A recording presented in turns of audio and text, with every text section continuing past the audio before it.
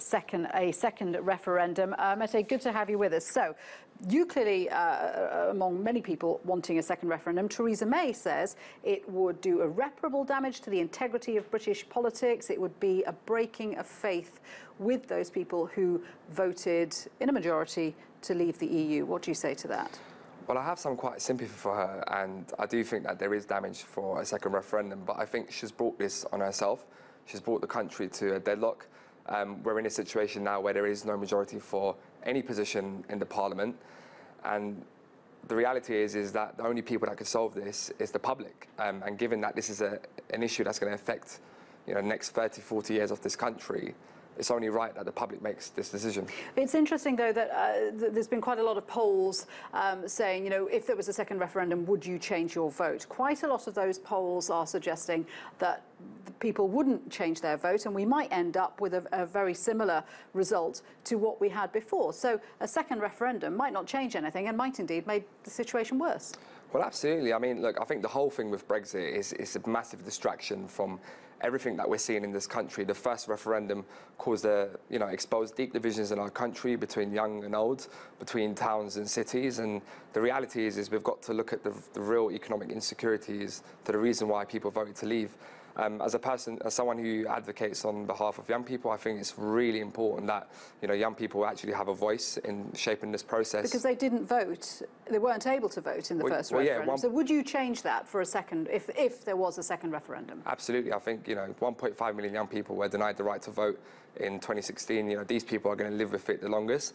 And if there is going to be any vote, not just in any potential referendum, but forthgoing sort of general elections as well, young people aged 16 to 17-year-olds should have a say in their future. But what do you say to those people? I mean, Liam Fox, for example, who is a very senior Brexiteer in the government, saying, all right, if you had a second referendum and the result was different, well, we'd just call for a third referendum and say best of three. I mean, where does this end? Surely what has to happen now is a decision has been made and we have to make the best of it. We have to get the best deal that we can and not be sidetracked by all these calls for another referendum. Well, I mean, look, I agree. I think, what we should have done was really, once the referendum happened, the result was taken, decision was taken, what we should have done was really think about how do we create a Brexit that works for the future of a country.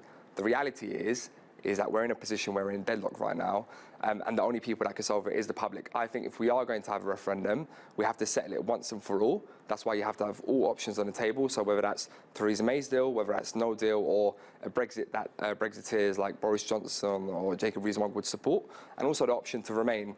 And that should be the referendum, and that should be the end of it. OK, she has clearly ruled out a second referendum. So assuming that is not going to happen, we've got a situation now where she is trying to get the approval of her MPs for the deal that is on the table that the EU says cannot be renegotiated. Yeah. What is the best way forward from that position?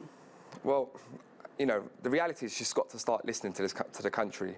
There are people in our country which has, been long suffering through the government's austerity measures, and that's partly the reason why we have Brexit, actually, because, you look at, for example, we've got record numbers of people being recorded in homelessness, we've got record numbers of rough sleepers, we've got record numbers of food banks, and the country is crying out for leadership. And the problem is we have politicians squabbling. You've got the Westminster elites really squabbling over something that, is far distant from people. So she has to start listening to, and really look back and say, look, there is no consensus on this deal. So how do we actually reach a meaningful way forward?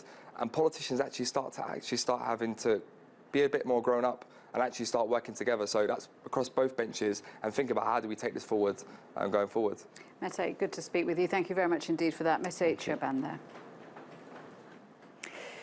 Now,